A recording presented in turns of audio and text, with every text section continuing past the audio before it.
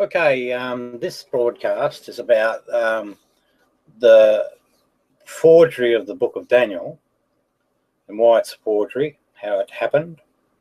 Not specifically how it happened, but more so when it happened.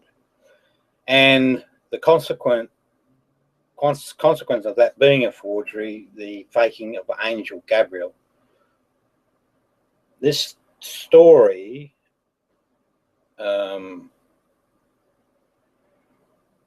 should see religions fail, quite simply. You can't have a story that you have a God-written book and that same book to turn out to be a forgery. It's just not the way things work. So that has consequences for Christianity and Judaism. But further than that, because it's in this same forgery, the Book of Daniel, that we first hear of the angel Gabriel, so that has to be fake. It means that the story told by Muhammad of visiting a cave and being spoken to by this angel cannot possibly have happened.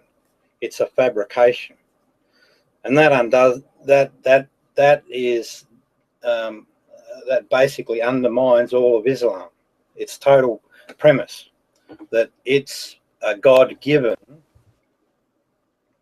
The Quran is the word of God. So in one book, this Book of Daniel, we actually see the failure of the three Abrahamic religions. So that's what we're going to look at today. But I'm going to start it by running through a summary of what the research of scholars and research that I've done myself reveals. Fundamentally, it can be expressed simply: every prophecy, the whole lot, in the Book of Daniel terminate at 160 BC. So there's no prophetic event occurring after 160 BC. Now, scholars hold that it was at least 164 BC when the Book of Daniel was written. So there's an immediate forgery. It's not this guy called Daniel. But I hold that it's actually later. It's about 160 BC. So what you end up having is you have a list of these events that happen historically. There's no question about that. We can line them up perfectly with history. You have these events occurring, and you get the authorship of this prophecy writing after those events. So the consequence is you've got a fabrication of prophecy. Now, for most of us that find prophetic ideas a bit of a stretch, this makes much more sense. And it's also apparent within the Book of Daniel itself that the target audience is the Hellenized Jews that were a party to the Maccabean revolt. So this book was designed specifically for that particular audience, and it was to bring them back into the fold, or the religious fold, of Judaism. Now, so we have forgery of prophecy, and that's what I'm going to demonstrate today. We'll see how we go time-wise. But so this is a fabrication, right? Clearly a fabrication. What we then are told in this book is that Angel Gabriel. Now, the interesting thing is, this is the first time, this Book of Daniel is the first time we ever hear of an Angel Gabriel. It's not mentioned anywhere else in the biblical record. So this angel Gabriel must be a fabrication. There's no other explanation. You can't have, you can't sort of accept the evidence which says that the people that wrote this book are fabricating prophecy and then in the second breath say, oh, but it's okay with Angel Gabriel existing for whatever reason. No, the fabrication of prophecy means that they made up the story of Angel Gabriel being the interpreter of the dreams or the messages. So to me, it's very, very clear that we've got a forgery going on, and it's a major forgery that has a significant impact on all religions. So I'll just pause for a minute. Hey, down. Are you there? Yeah, just listening. Yeah, okay. Well, that was my summary. So basically, I'm just saying that the two instances, you've got a forgery of prophecy and you've got a creation of an angel concept that was never used before in any of the Bible. See, that in itself is interesting because, you'd think God would be eternal. You'd think also his angels would be eternal, and that you would see mention of Angel Gabriel earlier than now. When I ask religious people, when did Angel Gabriel first appear, or who was the first person that Angel Gabriel? Invariably, they'll say Adam or, Moses or someone of that ilk. So they're not really aware of the fact, and it is a fact, but he only appears in this book of Daniel. Same for the Islam guys. You ask Muslims, you'd think Muslims would, or you would think that their doctrine might have more information on Angel Gabriel, but they're very unaware of the Angel Gabriel full story. They'll even try and suggest to you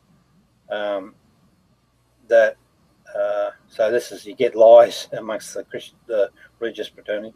They'll even suggest to you that that Gabriel is not the same as Angel Gabriel. But that's a false statement, because both the book of, I think it's the Gospel of Luke and the Quran both talk about Mary being visited by this Angel Gabriel. So they tell a very similar story. So it is definitely the same angel. Yeah. I don't know, what are you up to? Do you want to sort of go through all the evidence? Because it'll be long-winded, might bore you. That's fine. I'm just a spectator here. That was my intent. All right, mate. Well, I want to get this information down so that I don't have to keep repeating myself. So what we're going to do first is we're going to look at the book of Daniel, and just go through certain parts, and I'll give an explanation of what they mean. It might be handy if I do a screen share. See if I can do that. I might get this little point out of the road first. Let's do a screen share. So here we go. Righto. Now, what we've got here comes from a thing called the Book of Leviticus. And this is the first time, or at least the first time I'm aware of, so I stand to be corrected. But this is the first time I'm aware of this concept of a jubilee being mentioned. So what's a jubilee? Well, we currently measure time in time slices of seconds, hours, minutes, hours, and days, and years. Well, what was happening here in Leviticus is they were measuring time using this 50-year period. So let's have a look at what they say. Got to use the exact words. And thou shalt number 7 Sabbaths of years unto thee, 7 times 7 years, and the space of the 7 Sabbaths of years shall be unto thee 49 years. What they're basically saying there is that 7 times 7, these blocks of 7 years, 7 of them, equals 49 years. And then it goes on to talk about this, and ye shall hallow the 50th year. So you've got this 50th year concept. So, and that's called the Jubilee. It shall be a Jubilee unto you. A Jubilee shall that 50th year be unto you. And then it goes on to talk about various things that you can and can't do in the Jubilee. So, a Jubilee here is a 50-year block of time. That's going to be important later on when we actually look at the thing called the Book of Jubilees. Let's go back here. That's that. All right. So now what I'm going to do is just go through there's probably no easy way to do it other than to go through the book of Daniel itself. Where are we?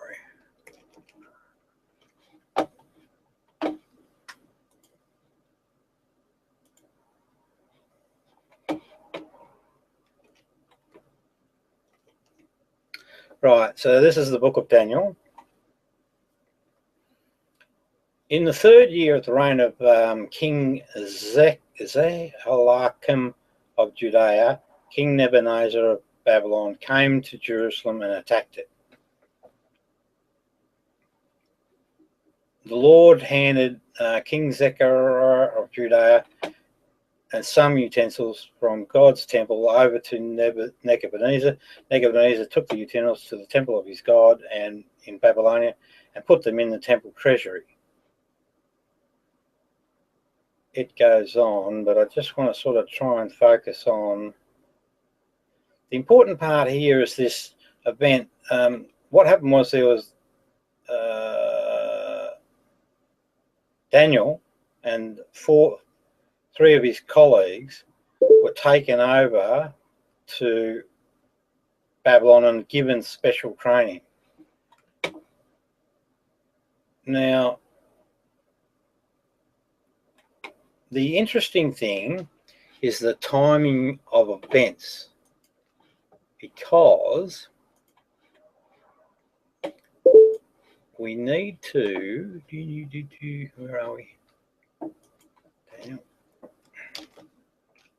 No, 77.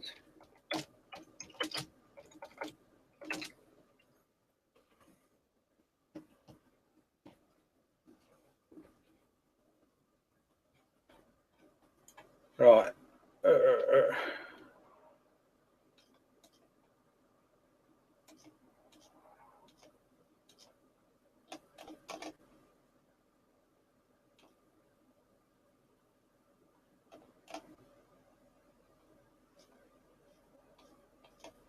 Just trying to find the little article I wrote on this 77s.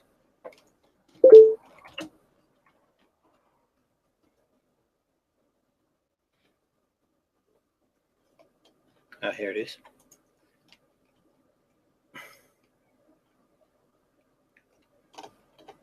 I'm sort of going to go through it quickly, I think. So I'm just going to explain this 77s thing. It's a passage in the book of Daniel at 9:20. While I was speaking and praying, confessing my sins and the sins of my people Israel, and making my request to the Lord my God for his holy will, while I was still in prayer, Gabriel, so here's mention of Gabriel, the angel Gabriel, the man I had seen in the earlier vision, came to me in swift flight, so again the winged angel, about the time of the evening sacrifice. He instructed me and said to me, Daniel, I have now come to give you insight and understanding. As soon as you begin to pray, an answer was given, which I have come to tell you, for you are highly esteemed. Therefore consider the message and understand the vision. 77s are decreed for your people and your holy city to finish transgression. So 77s is 7 times 70,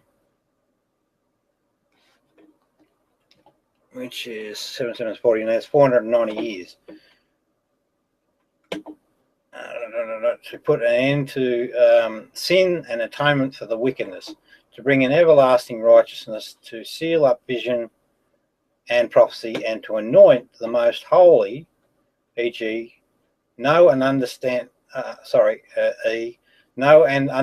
this.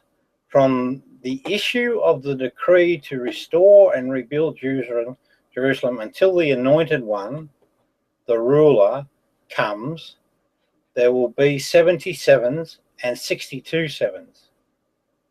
Now, those 62 sevens, I know precisely what they are. We'll get into that in a minute. And it will be rebuilt with streets and a trench, but in the times of trouble. After 62 sevens, the anointed one will be cut off and will have nothing.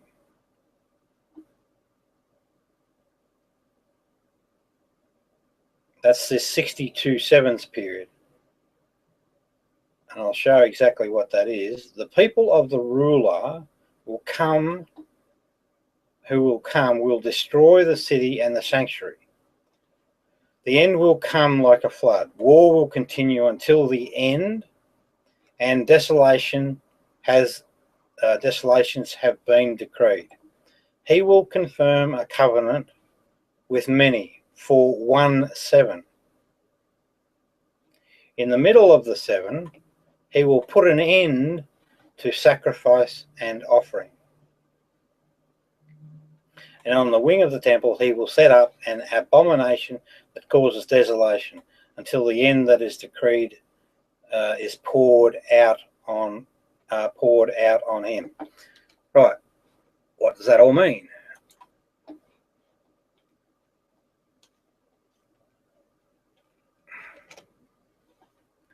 Historically, Nebuchadnezzar III takes Jerusalem 597 BC. Daniel and his 3 colleagues undergo 3 years training in Babylon, leaving them 10 times wiser than anyone else in Babylon.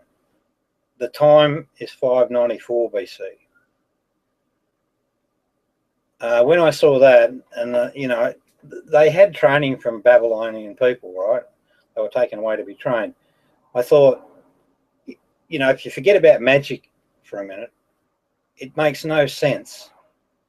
It makes no sense whatsoever that a person educating another person is going to leave that person 10 times wiser.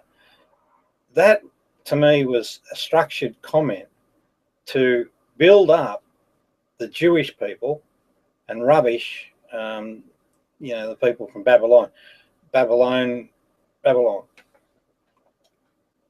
Because they write this stuff with intention. Even though it's, fairy tale stuff, there's an intent behind it. There's reasons why things occur. So now let's add 62 sevens. 62 sevens is 434 years. So we're at 594 BC. And see where our time, that's me being a smartass, our time capsule lands.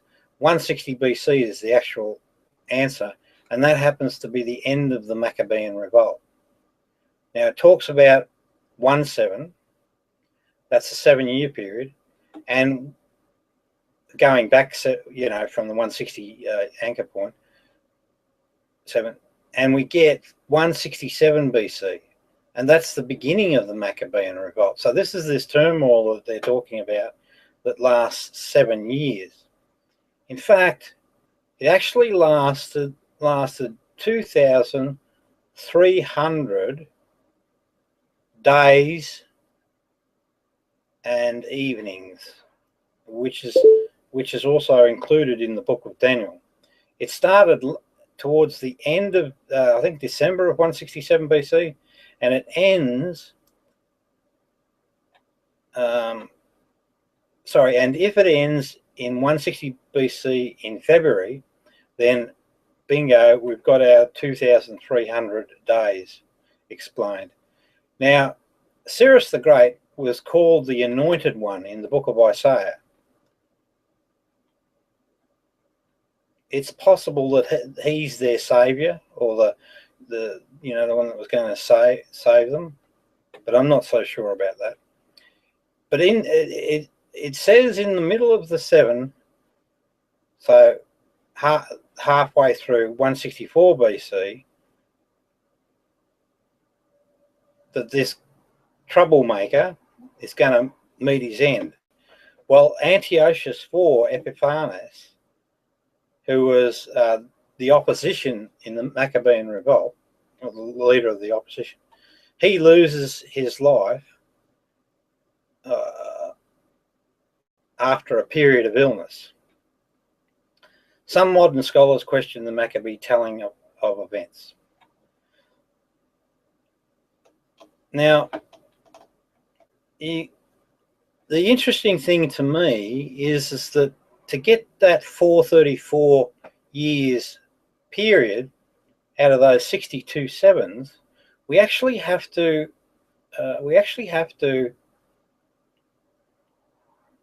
use the 49-year count time frame. So the Jubilee counting system that's being used in here is not the one that's mentioned in Leviticus. Well, where does it come from? Well, there's a book of Jubilees which is marked as Apocrypha, which means that some humans have decided it's not God-given. Now, in this book of Jubilees, we find that the author of the Jubilee book actually uses the 49 period system. He also doesn't include the 50th year that we saw in Leviticus. Now, why is that important? Well, it's a strong indicator. Well, sorry, the Book of Jubilees is dated 160 to 150 BC. It's a strong indicator that the author of the Book of Daniel somehow has a relationship with the author of the Book of Jubilees, because they're using the same 49 block, which is an error. And, I mean, just from a pure point of view, we've got God speaking different information. Now, he's the all-knowing, all-seeing, wonderful God of everything. You would expect that everything in his books is consistent. So for the religious folks, it's another one that you can make up a story about. But I know the real story. All right, so that particular accounting system, gives me gives us additional information. We can tie it up with the scholarship. Scholarship position is 164 BC it was written. We can use this additional information now to move that forward in time to perhaps between 160 BC and 150 BC. The only thing left to do now is prove, right, by using the words in the book of Daniel, that all the prophecies are dated, all of them are dated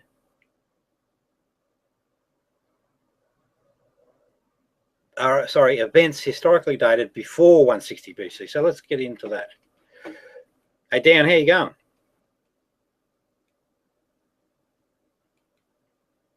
Might have fallen asleep, mate.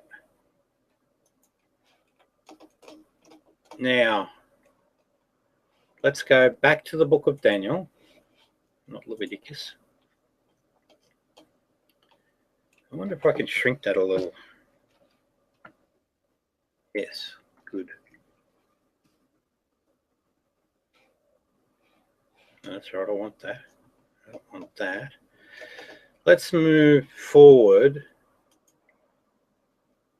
through the book of Daniel, we've got a dream happening here, which I suppose you can make something of, but to me it's not that important.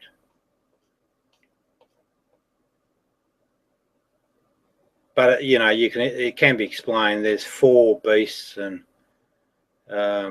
or 4 kingdoms, and it talks about Nebuchadnezzar's kingdom, Cyrus the Great, Darius the Great, and Alexander the Great, and that's it. It's got nothing to do. Nothing. It has nothing. Honestly, it has nothing to do with modern times. Nothing. Nada. Zip. This thing was written specifically for the people, the Jewish folks, around 160 BC. All right, next one. Yeah, just a bit of stuff.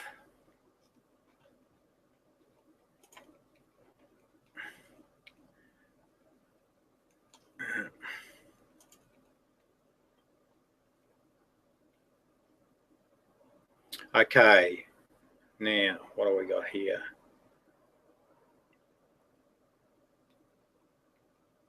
Yeah, here we go. All right, so this is the vision of the 4 beasts. It goes on a bit, but I think we'll go straight to, you know, because that's just, I guess, foreplay. Let's go to the next one and the interpretation.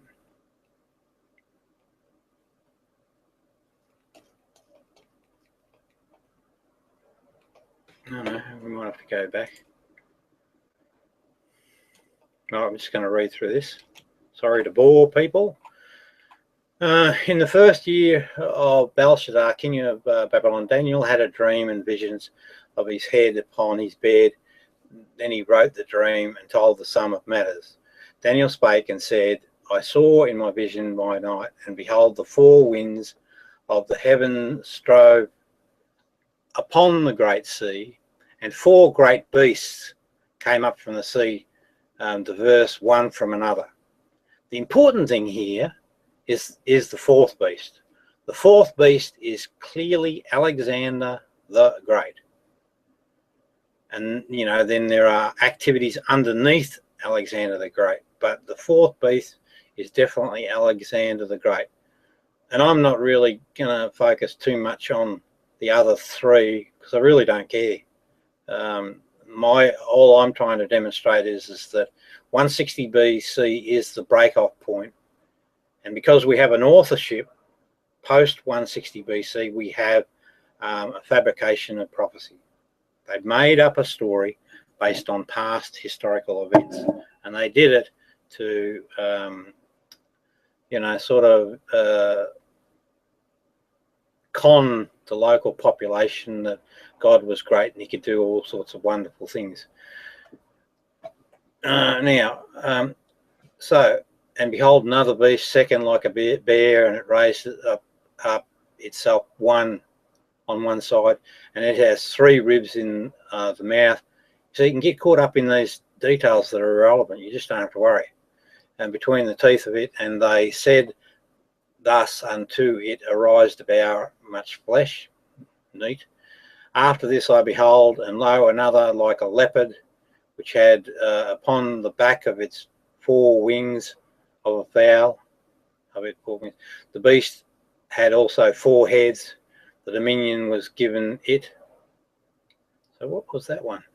And after this I saw in the night vision, and behold, a 4th beast, dreadful and terrible and strongly exceeding, and it had great iron teeth. It devoured and brake into pieces and stamped the residue with the feet of it, and it has diverse from all the beasts that were before it. And it was diverse from all the beasts, and it had 10 horns. Now, 10 horns is a key point. I'll show you why. We go across here too. Yeah, I'll use this.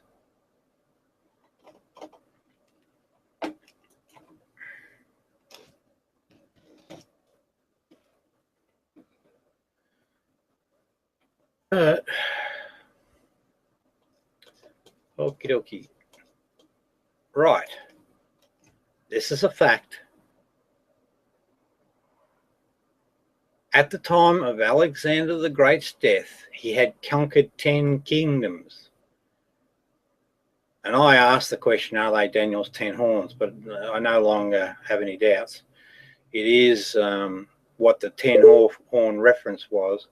The kingdoms were Asia Minor, Assyria, the Levant, Egypt, Mesopotamia, Media, Persia, parts of modern Afghanistan he conquered, and Pakistan. These are the 10 kingdoms, and the steppes of Central Asia. These are the 10 kingdoms that Alexander conquered.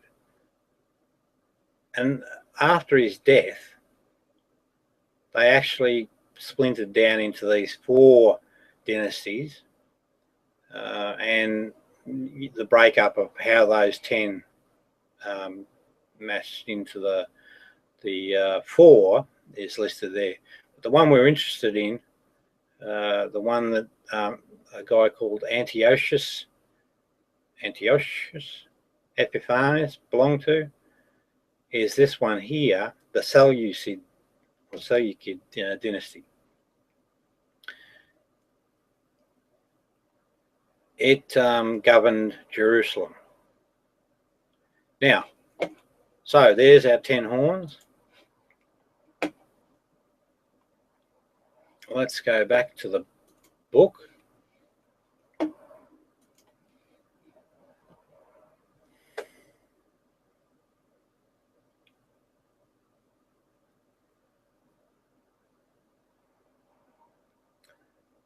I considered the horn. So this is Daniel, or the alleged Daniel speaking, right? I considered the horns, and behold, there came up among them another little horn, because one before whom there were 3 of the first horns plucked up by the roots. And behold, in this horn were eyes like the eyes of man, and a mouth speaking great things. Now that is Antiochus IV, and we know historically that Antiochus IV rose up to take over the Seleucid dynasty. So these are the 3 horns: Syria, Mesopotamia, and Antioch.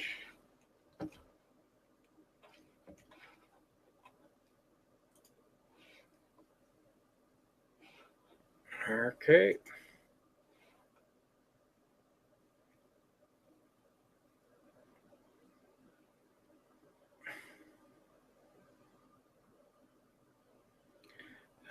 So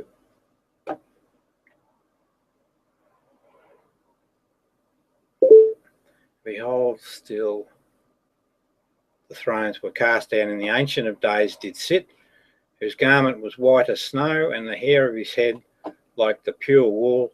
His throne was like a fiery furnace, and his wheels are burning fire. So we're talking probably about the Godhead there. But remember, this is a fabrication, so nothing in it is about reality, except the historically real events, which, you know, they use to give this forged prophecy some sort of feeling of being a real thing. A fiery stream issued and came forth before the thousands minister unto him, and 10,000 times blah blah blah. Judgment was set and the books were open. So that's all very much concocted religious stuff. Not religious, spiritual stuff. Not spiritual. It's fake or forged Godhead information. And I beheld then, because of the voice of the great words which the horn spake, I beheld even till the beast was slain, and his body destroyed and given the burning flame. Right, so this is the death of Antiochus they're referring to.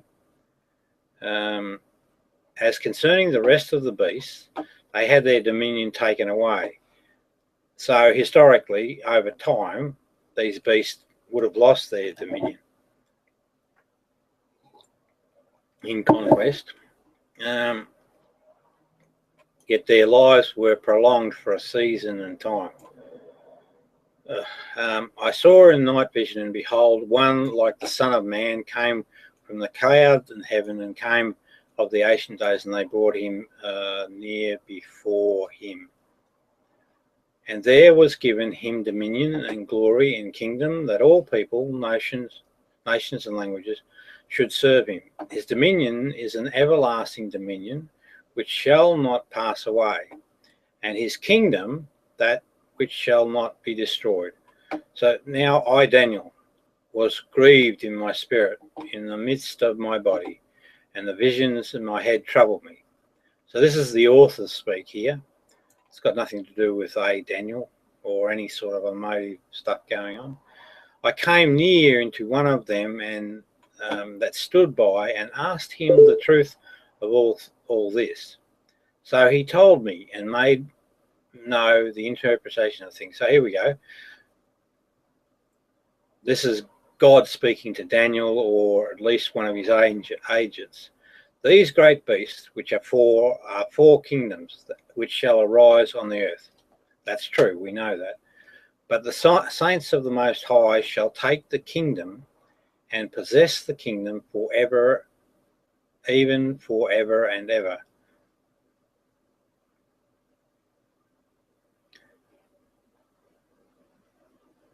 What they're alluding to there is that the Maccabean revolt, Judaism sort of claims its seat of authority back. It's not, in fact, Judaism either, by the way. It's actually Rome. And as we see later on in history, Rome is very much the dominator of Judaism until the Battle of the Bar Kokhba revolt. I think at that point, Judaism shifts away from Rome. Now, then I would know the truth of the fourth beast. Okay, so there's focus on that, which was diverse from all others, exceedingly dreadful, whose teeth were of iron, and his nails of brass, which devoured, brake into pieces, and stamped the residue with his feet.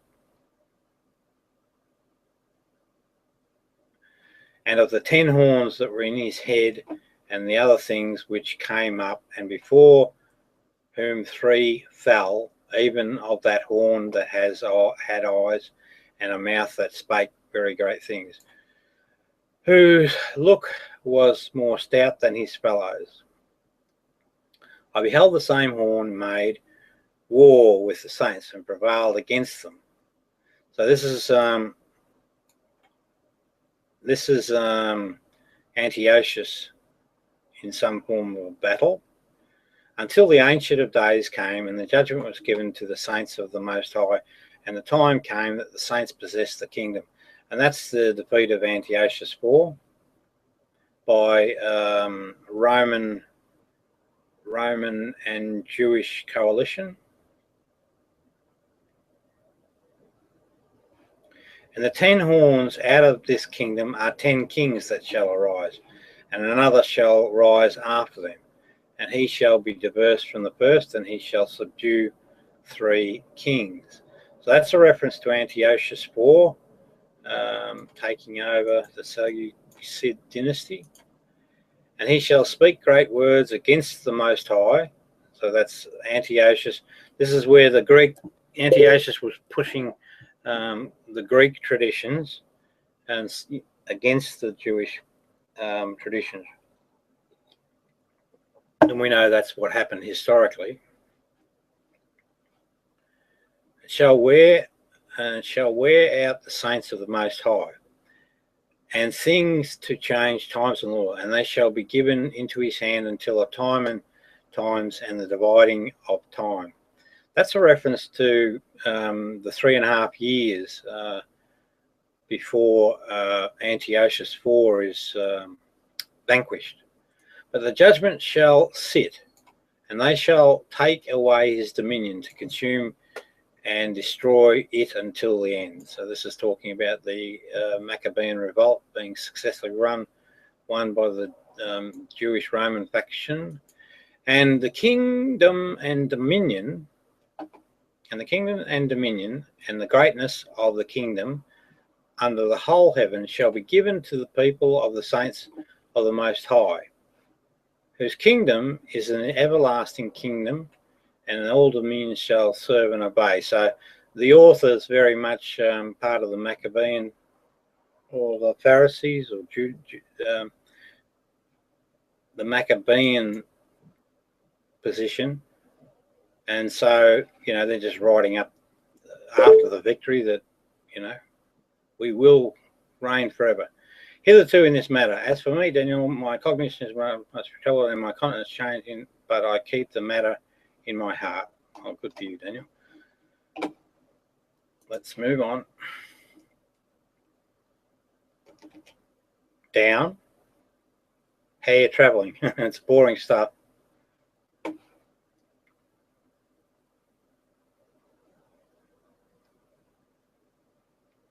He might have went to sleep. Alrighty. Daniel 8. In the third year of the reign of King Belshazzar, a vision appeared unto me, even unto me, Daniel. So they're projecting that this Daniel's having all these events back historically. So this is the fabrication at work. Right, the story's been written down currently, and they're projecting, this story of Daniel as if it happened, and so it happened a long time before the events that occurred. So, it's supposedly a true prophecy when it's not. And I saw in a vision, and it came to pass when I saw that I was a Shushan in the palace, which is in the province of Elam, and I saw in a vision I was by the river of Ulai. Then I lifted up mine eyes, and I saw, and behold, there stood before the river a ram which had 2 horns, and the 2 horns were high, but one was higher than the other, and the higher came up last. I saw the ram pushing westward and northward and southward, so that no beast might stand before him. Neither was there any that could deliver of his hand, but he did according to his will, and became great. And as I was considering, behold, an he-goat came from the west on the face of the whole earth, and touched not the ground, and the goat had a notable horn between his eyes. And he came to the ram that had 2 horns, which I had seen standing before the river, and ran unto him in the fury of his power. And I saw him come close unto the ram, and he was moved with choler, whatever that is, against him, and smote the ram, and brake his 2 horns. And there was no power in the ram to stand before him, but he cast him down to the ground, and stamped upon him. And there was none that could deliver the ram out of his hand. Therefore the goat was waxed very greatly, and when he was strong, the great horn was broken, and for it came up 4 notable ones towards the 4 winds of heaven. See, this is the talking about Alexander the Great.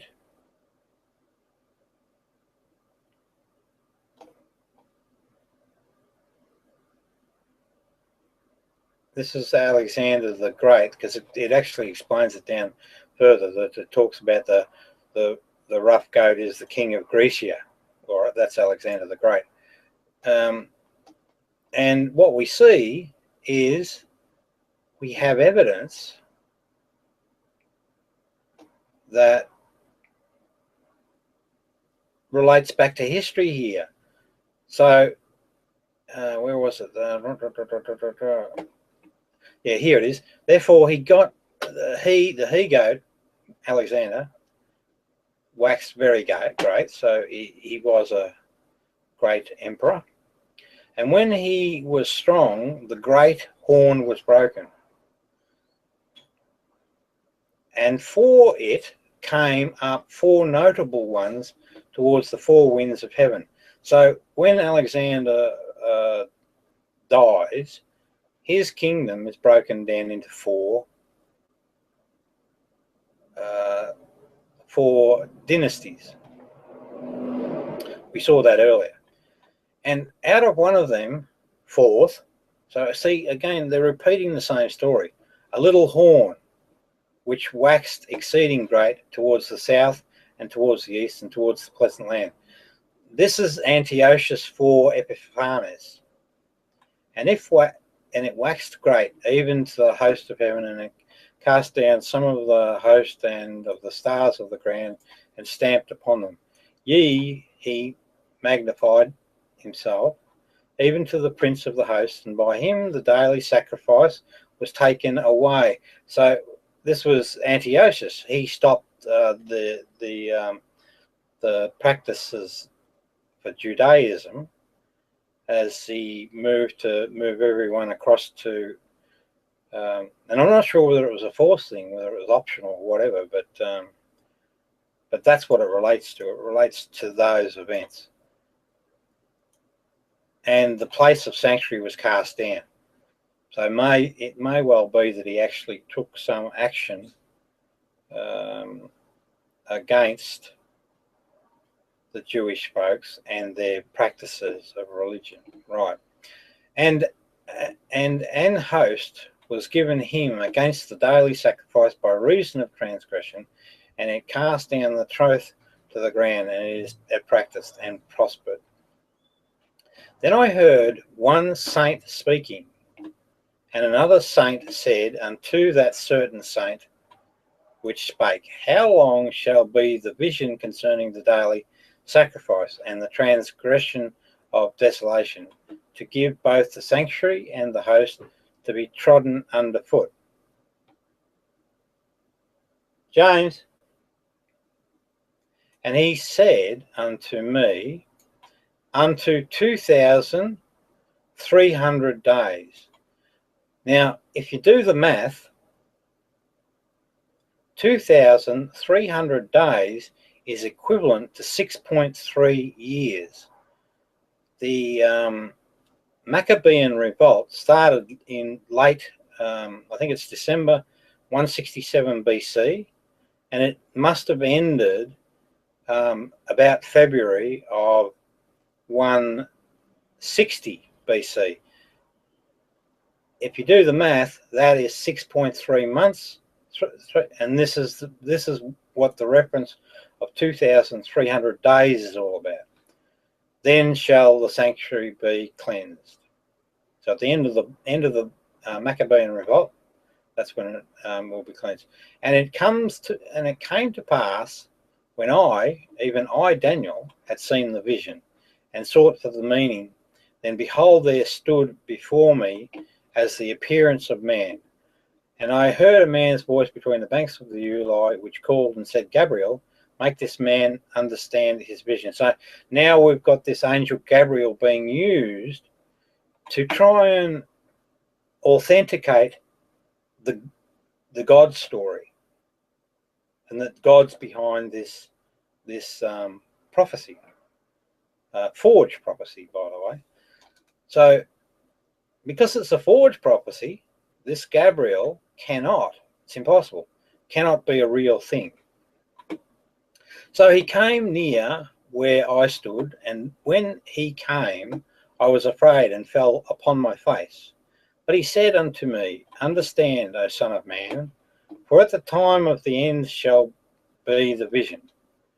Now, as he was speaking to me, I was in a deep sleep, for on my face towards ground, but he touched me and set me upright. So, a bit of the magic stuff going on.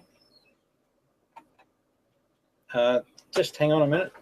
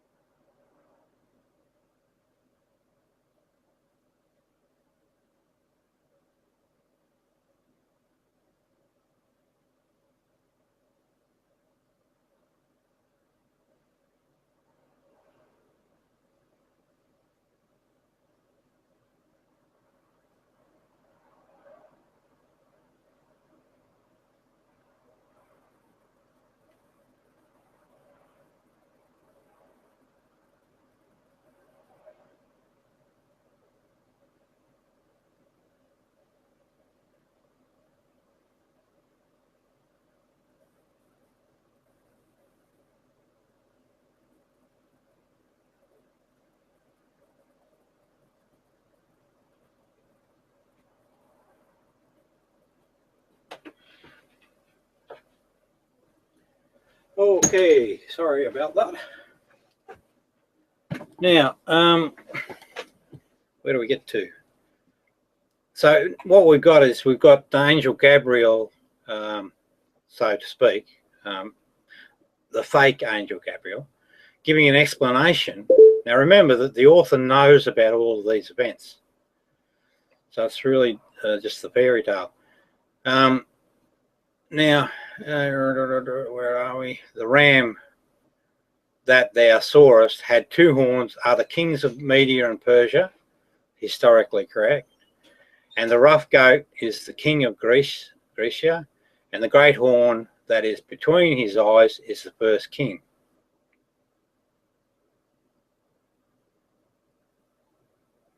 So that would be Alexander the Great. Now that being broken was, whereas four stood up for it, four kingdoms, so that's correct historically. We know precisely those four dynasties shall stand up out of the nation, but not in his power.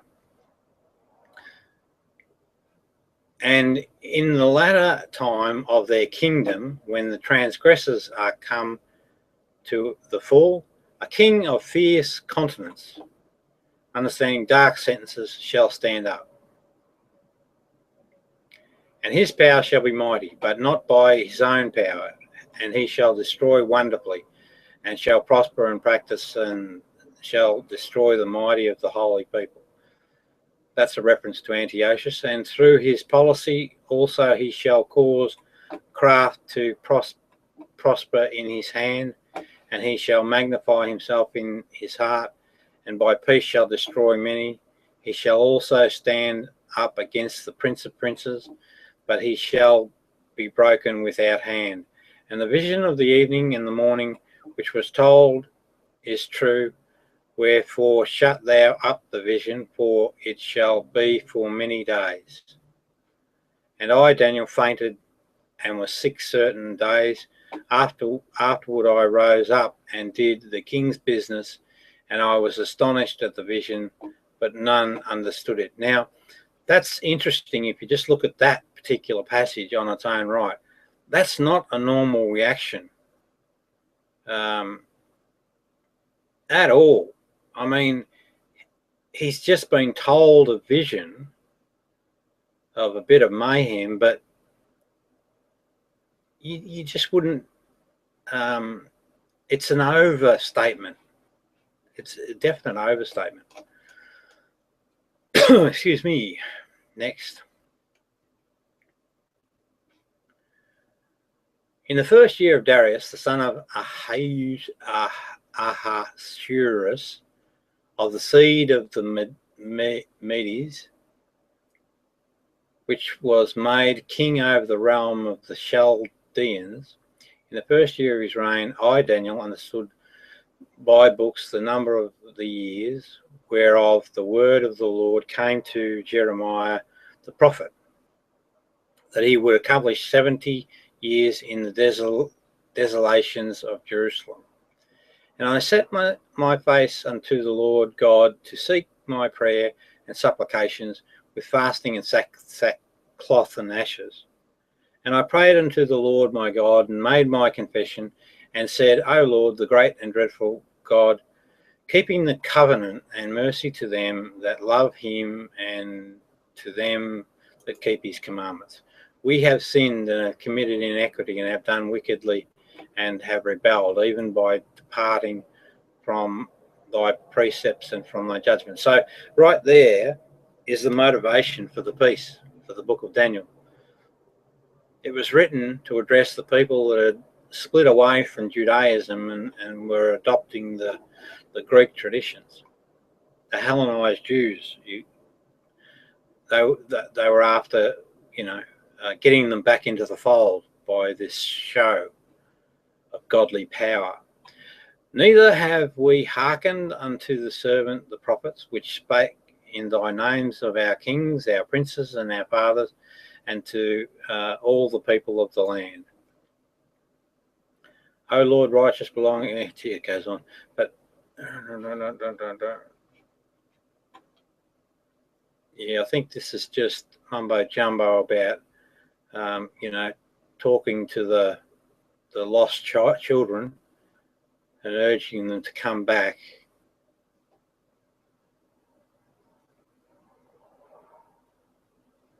Come back to the fold, so to speak.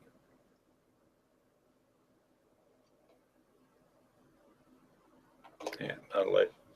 I'm not going to worry too much about that one.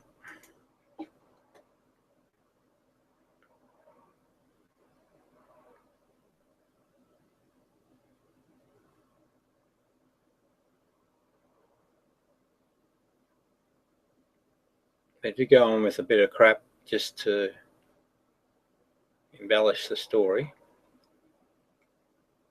This is interesting, I think, and I, Daniel, alone saw the vision, right? So what that statement does, it protects this scam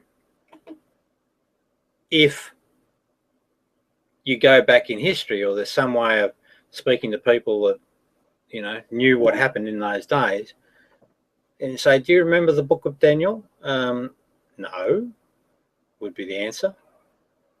Well, no, of course, because Daniel was the only one that saw the vision. Later on, it makes a statement in here that seal it up, you know, until the end of time. So again, that's just a fabrication, because what they're doing is they're writing that text to cover up on the lie. Yeah. They're basically saying that they're giving a reason to explain why there's no record of it historically. When the truth of the matter is there's no record of it historically because it never existed historically. That's the true story. It's a fabrication.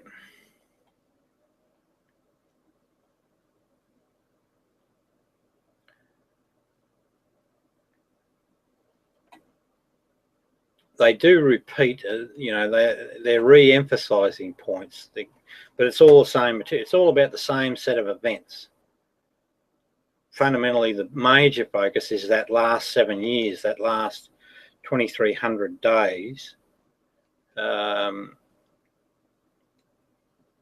That's the primary focus, and it's about the fall of Antiochus and the return of Judaism.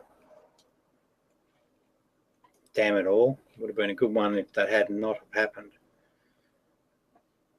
Also, here we go. Also, in the first year of Darius the Mede, now this is a mystery character because we can't find a record of him, but there is a writing, I think it's one of the other apocrypha, that talks about a guy called Assange the Mede. So perhaps that's the individual, but this Darius the Mede doesn't seem to fit into the historical record. Seems to be a bit of a strange one. And now will I show thee the truth. Behold, there shall stand up yet 3 kings in Persia, and the 4th shall be far richer than them all. And by his strength, through his riches, he shall stir up all against the realm of Grecia. So this is the battle between Darius. I think, is it Darius? So yeah, there's some oddities about this, but it's whomever put up a strong battle against Alexander the Great. And a mighty king shall stand up that shall rule with great dominion and do according to his will. And when he shall stand up, his kingdom shall be broken and shall be divided towards the 4 winds. This is Alexander the Great, and not to his posterity. So it doesn't go to his son or his family, not according to his dominion which he ruled, nor according to his dominion, for his kingdom shall be plucked up, and even for others beside those. And the king of the south shall be strong, and one of his princes, and he shall be strong, above him and have dominion. His dominion shall be great dominion. So in here you get this conversation about kings of the south and kings from the north. Kings of the south are the Ptolemy dynasty, and king of the north is the Seleucid dynasty. Yeah, so you can see down here, carry captives into Egypt.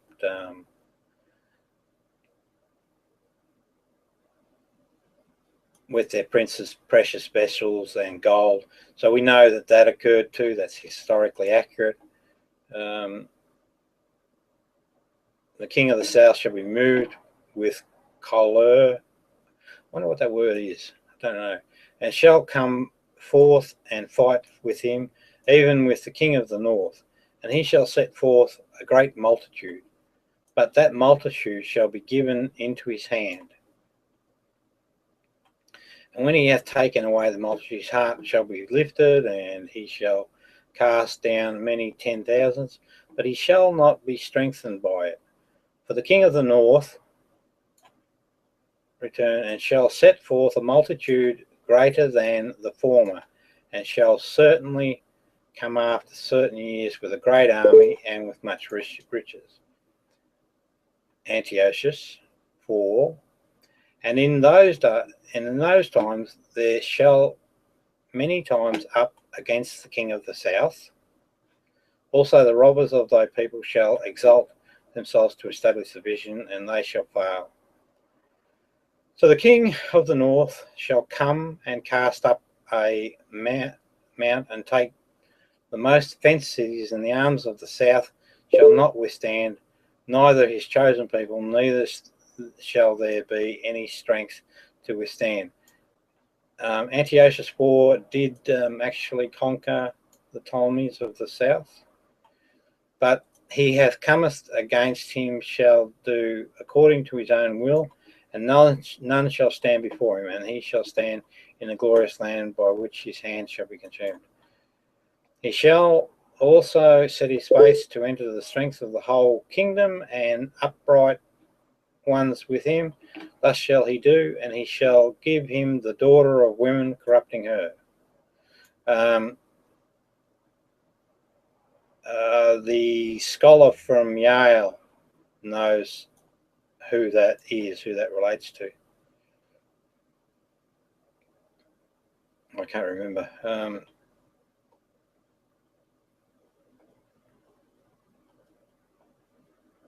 Yeah, it says here, for the ships of Chittim, that's the Romans, shall come against him. So see, this to me is part of, I think, the evidence, because we know that the Romans and the Jews had struck a treaty in 161 BC, but we've also got the ships of Rome in the vicinity, and it says here that they're coming against him.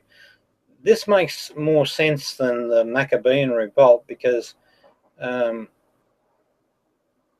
you've got to remember that this is a small part of a group of Jewish folks that lived under a dynasty, an empire.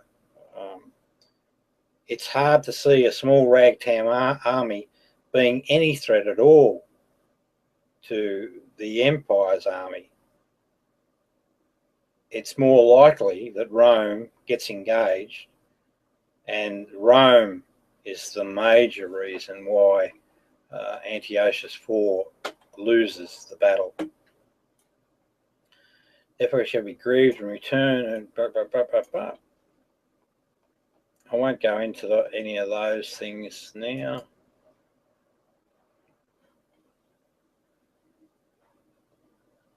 All right, so this is the last part of Daniel.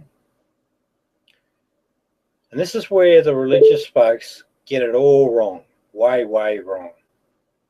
You know, they have in their mind this end of time as being something that's coming. It has absolutely, I promise you, it has absolutely nothing to do with it. And at the time shall Michael stand up, so this is another angel, And that's interesting too for the Muslim guys, because it's Michael and Gabriel that are invented in the Book of Daniel forgery. And in Islam, they refer to both Michael and Gabriel. So that's been taken from knowledge of the biblical story. So this is Michael standing up, the great prince which standeth for the children of thy people. And there shall be a time of trouble, such as never was since there was a nation, even to that same time. And at the time thy people shall be delivered, every one that shall be found written in the book. Yeah. So this is biblical hooey. And many of them that sleep in the dust of the earth shall awaken, some to everlasting life, and some to shame and everlasting contempt. And they that be wise shall shine as the brightness of the firmament, and they that turn many to righteousness as the stars forever and ever. But thou, O Daniel, shut up the words and seal the book. So see here, this is the cover-up. The author's writing it 160 BC, and they know, right, that it's a lie, that they're doing it. So they invent this passage here so that if anyone's critical of this book of Daniel, they simply say, yes, but look, we know, it's sealed. The book was sealed. Who sealed it? Who discovered it? No one could ever answer those questions. What we do know is that the book of Daniel does not appear in the Jewish Bible of 200 BC. We know that. We also know that there's a later religious book that draws heavily from the Bible, and it also does not mention this book. But more importantly, we have those 77s where they're using the 49 year Jubilee, which is inaccurate compared to how it was first mentioned in the Bible. And the only way that you could reconcile that is by accepting that this Apocrypha book, the Book of Jubilees, is either written by the same person or written by someone that's conscious of this Apocrypha, which tells me quite clearly that it was written between 160 and 150 BC. And we have no record of the book of Daniel until around 150 BC. So all the indicators point to the fact that it never existed. Even to the time of the end, many shall run to and fro, and knowledge shall be increased.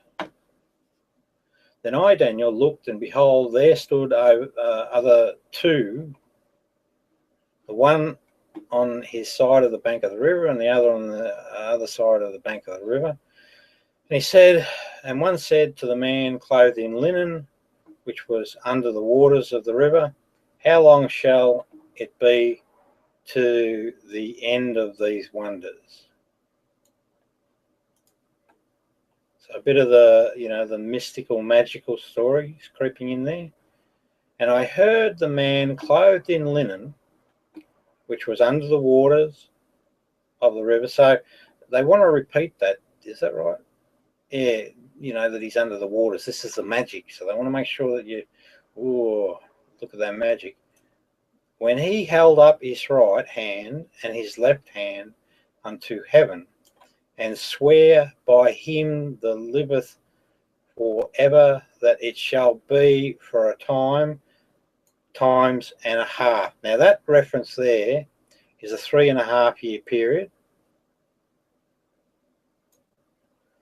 And that's the time of the beginning of the Maccabean revolt to the death of Antiochus IV. And when he shall have accomplished to scatter the power of the holy people, all these things shall be finished. And I heard, but I understood not. Oh, why not? It's not hard. Then said I, O my Lord, what shall be the end of these things? And he said, go thy way, Daniel, for the words are closed up and sealed to the end, to the time of the end.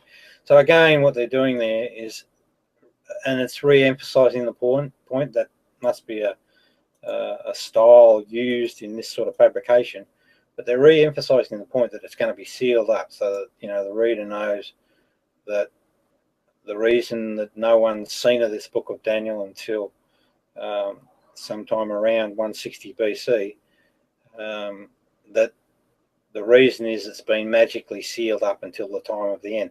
And the time of the end, they actually, I think, give us the timing for that. Many shall be purified and made white and tried, but the wicked shall do wickedly. Now, this is, again, what they're doing. This is to the Hellenized Jewish audience. And none of the wicked shall understand, but the wise shall understand. Well, that's a get-out clause. And from the time that the daily sacrifice shall be taken away, and the abomination that maketh desolate set up, there shall be 1,290 days. Work that out mathematically. What you end up with is 3.5 years. The Maccabean revolt started with this issue that the Jewish leaders were having with, or certain aspects of the Jewish community apparently, were having with Antiochus shutting down the temple or the daily sacrifice. So that's what that is. And the 1,290 days is the time from the beginning of that particular event, 167 BC, to the death of Antiochus for 164 BC.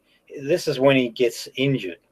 Then it says, blessed is he that waiteth and cometh to the 1,305 30 days. So that's 45 days later.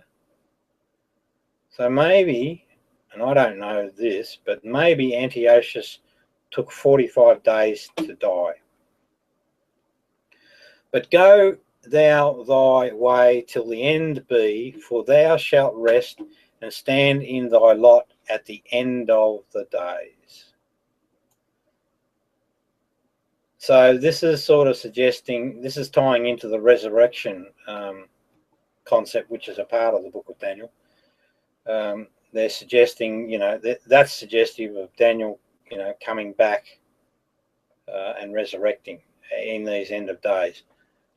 So it's not, I promise you, it's not got anything to do with anything beyond 160 BC. That's absolutely clear.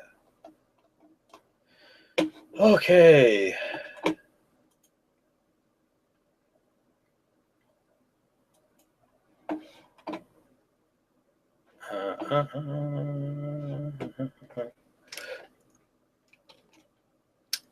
Hey, Dan, are you still awake? Hello. What you see on screen there is a bunch of YouTube chat channels. I'm dealing with one of the unfortunate things on the internet, these trolls.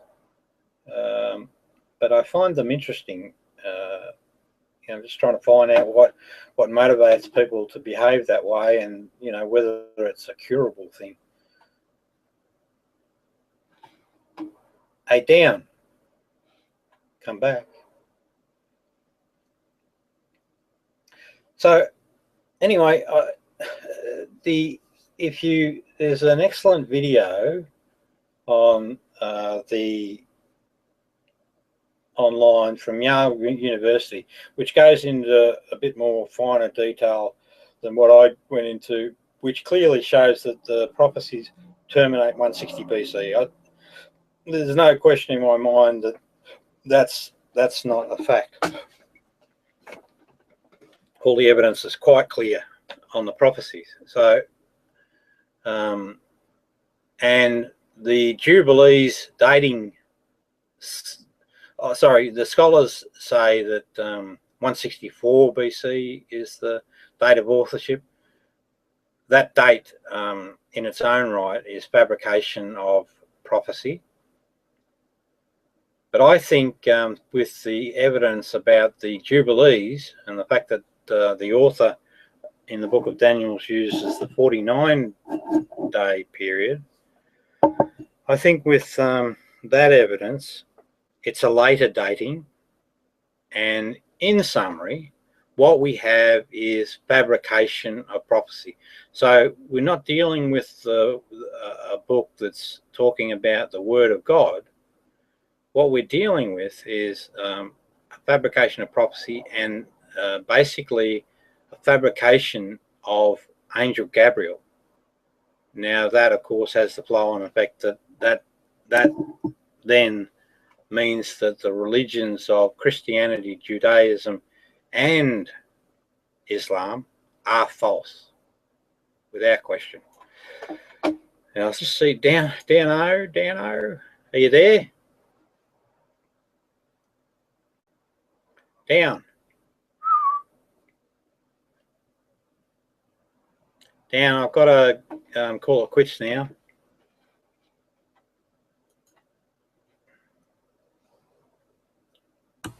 Yeah, fair enough. How you going? Are you a bit tired? Yeah. Yeah, good man. What time is it over there? It's about 5 in the morning. Oh, Jesus. Sorry to keep you up. No, I was already up. It's okay. Yeah, well, go and have a rest. I finished anyway going through my evidence on the book of Daniel.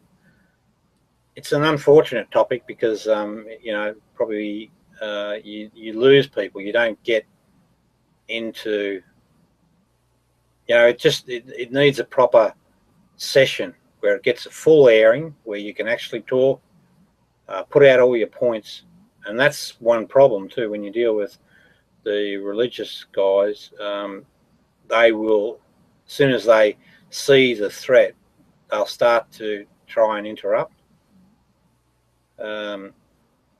So, you know, you need to get all the cards on the table so you can get that big picture view, and then is a good time to have a discussion. But I feel good about it in terms of it is, I think it'd be very hard to argue against. I don't know that anyone could really bring up any rational arguments against this. Anyway, rest well. Absolutely. I thought the lecture went pretty well, though. I'm glad that you went through the points. Say that again, mate. And I thought your lecture went very well. Yeah. Now the trick is getting people to actually have a look at it and see it through. See, what I want is, I think the most effective way is to actually get that situation where I just go through as a lecture, here's all the points, and then open the debate from that point. I think that's what's got to happen.